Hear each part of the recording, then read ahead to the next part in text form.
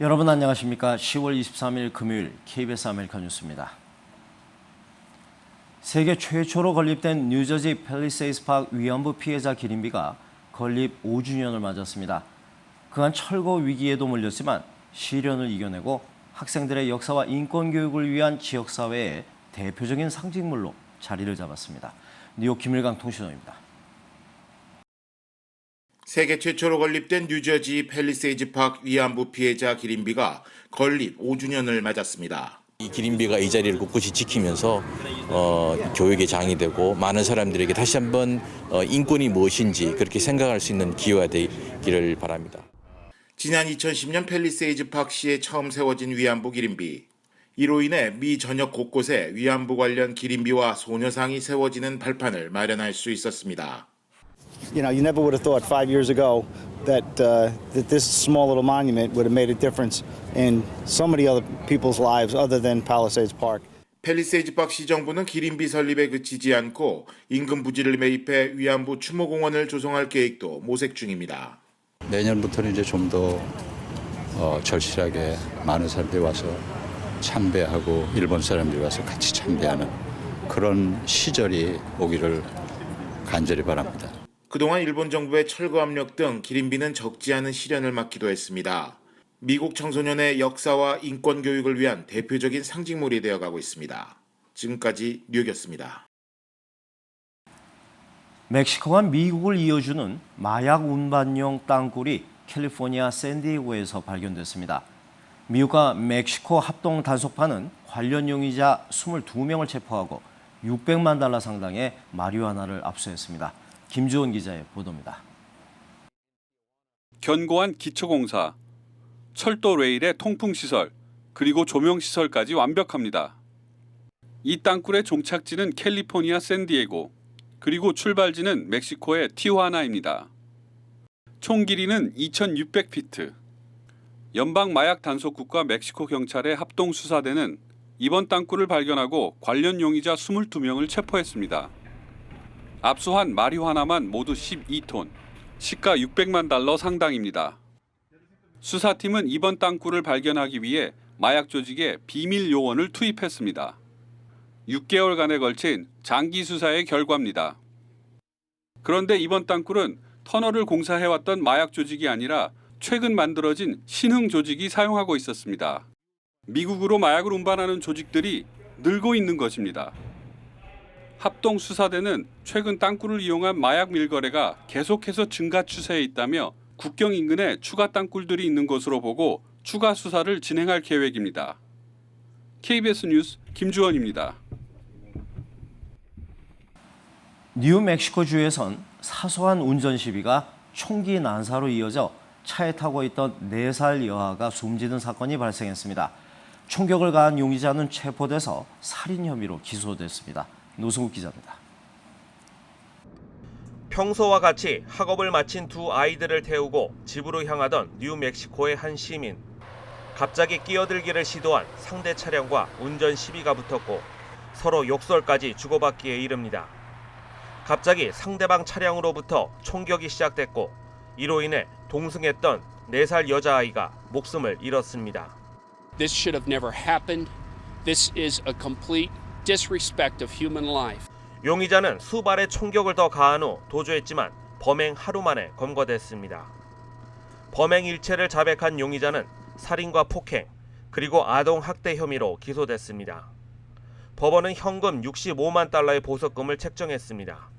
Certainly, this is a crime of violence. I think it goes without saying this is possibly one of the most wanton and atrocious acts as alleged, I think, in the history of this city.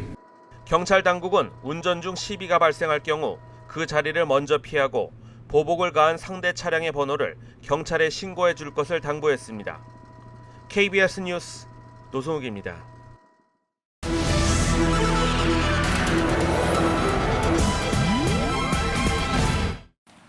운전 중 핸즈프리 기능을 사용하면 덜 위험할 거라고 생각하는 분들 많은데요. 핸즈프리로 통화를 끊고 나서도 주의력이 완전히 회복되는데 27초가 걸려 사고 위험이 크다는 실험 결과가 나왔습니다. 손서영 기자의 보도입니다. 운전 중 쉴 새 없이 휴대폰을 보던 여성. 결국 사고를 내고 맙니다.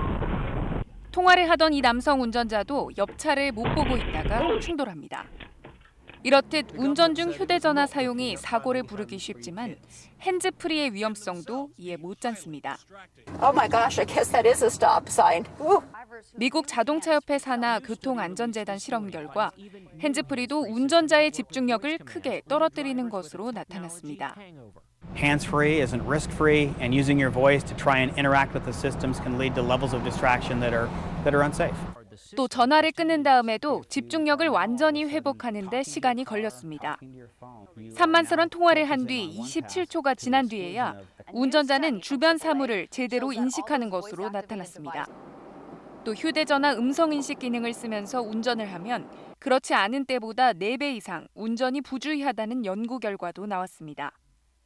전문가들은 인간이 여러 가지 일을 한꺼번에 잘할 수는 없다며 운전 중 주의를 분산시키는 행동을 최대한 자제하라고 권고했습니다. KBS 뉴스 손서영입니다. 중남미 지역에서 한국의 과일 주스와 아이스크림 등이 현지인의 입맛을 사로잡고 있는데요. 더 많은 히트식품을 찾기 위해서 중남미에 있는 한국 식품 수입업체들이 손을 잡았습니다. 박용관 특파원입니다. 상파울루 시내의 대형마트 식품 매장. 10월 한 달 동안 이곳에서는 한국 과일 주스 시음회가 열리고 있습니다. 알맹이가 들어있는 과일 주스는 브라질에는 없던 새로운 맛입니다. Muito bom esse suco. Refrescante, bem levinho, saboroso. Nossa, muito bom. 이 매장에서 한국 과일 주스는 캔 음료 판매 2위를 기록할 만큼 인기입니다. 과일 맛 아이스크림도 브라질 소비자들을 사로잡고 있습니다. 5년 전만 해도 한국 식품은 주로 한국 교민들이 사 먹었지만 이제는 한국에서 수입한 제품의 70%가 브라질 현지인들에게 팔리고 있습니다. 이쪽에 신시장 개척에 노력을 기울인다면은 아주 매력적인 시장이라고 저희들은 판단을 하고 있습니다. 본격적인 수출 확대를 위해 중남미 8개 나라의 한국 농식품 수입업체들이 손을 잡았습니다. 칠레, 브라질, 파라과이, 페루 모든 나라에 알맞는 상표를 공동적으로 개발하여 각자 현지 시장에 들어갈 수 있는 제품을 만드는 데 목적을 두고 있습니다. 지난해 우리 농식품 1억 5천만 달러어치가 수출된 중남미 시장은 아직도 성장 가능성이 큰 미래 시장으로 평가되고 있습니다. KBS 뉴스 박영관입니다. 미국과 러시아, 사우디와 터키 등 4개 나라 외무장관들이 시리아 사태를 논의했습니다. 핵심 의제인 알-아사드 시리아 대통령의 거취 문제는 미뤄간 이견차로 별다른 결론을 내지 못했습니다. 워싱턴 이주환 특파원입니다. 시리아 내전 해결을 위한 정치적 방안을 모색하는 자리. 미국과 러시아, 사우디아라비아와 터키 등 4개 나라 외무장관은 알-아사드 정권의 퇴진 여부를 심도 있게 논의한 것으로 전해졌습니다. 케리 미 국무장관은 알-아사드 대통령의 퇴진이 사태 해결의 주요 열쇠라고 압박한 반면 라브로프 러시아 장관은 시리아의 운명은 국민들이 결정해야 한다며 맞선 것으로 전해졌습니다. Support in the fight against Daesh. And if Russia intends to join in that fight, we welcome a constructive role. Будем оставаться с нашими партнерами в контакте. Есть общая заинтересованность эти контакты сделать более плотными, более регулярными. 회담 직후 사우디 외무장관은 알-아사드 대통령의 운명에 대해 의견 접근을 이루지 못했다고 밝혀 회담이 순탄치 못했음을 시사했습니다. 4개 나라 장관은 이르면 다음 주말 다시 만나 협상을 이어갈 것으로 전해졌습니다. 이번 회담을 앞두고 알-아사드 시리아 대통령은 지난 20일 러시아를 전격 방문해 푸틴 대통령을 만나 시리아 사태 해결 방안을 논의했습니다. 회담 참가국들의 복잡한 이해관계만큼이나 시리아 사태 해결 셈법도 간단치 않아 보입니다. 워싱턴에서 KBS 뉴스 이주환입니다. 중국 중앙은행이 기준금리와 은행 지급 준비율을 전격 인하했습니다. 성장률 목표 7%를 사수하겠다는 강력한 의지를 보여준 것으로 풀이되고 있습니다. 김태욱 특파원입니다. 중국 인민은행이 기준금리를 0.25%포인트 전격 인하했습니다. 이로써 중국의 1년 만기 대출금리는 4.5%에서 4.35%로 낮아졌습니다. 1년 만기 예금 기준금리도 1.5%로 낮아졌습니다.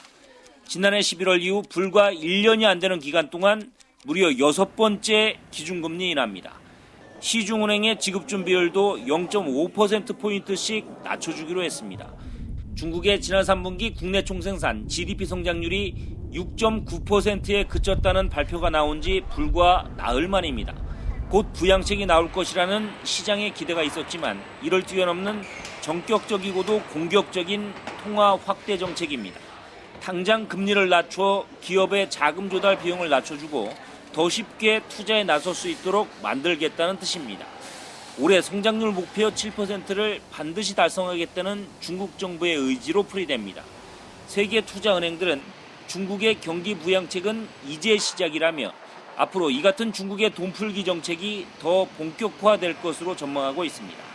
그러나 이 같은 조치가 얼마나 효과를 거둘 수 있을지에 대해선 여전히 회의적인 시각이 적지 않습니다. 상하이에서 KBS 뉴스 김태욱입니다.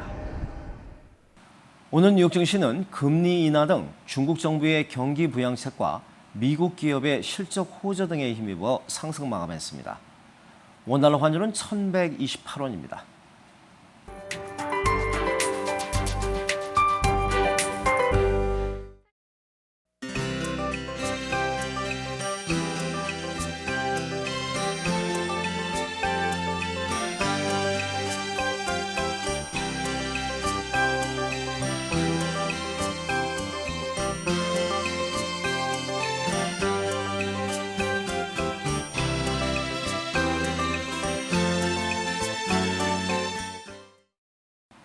금요일 밤 KBS 아메리칸 뉴스를 마칩니다. 시청해주신 여러분 고맙습니다.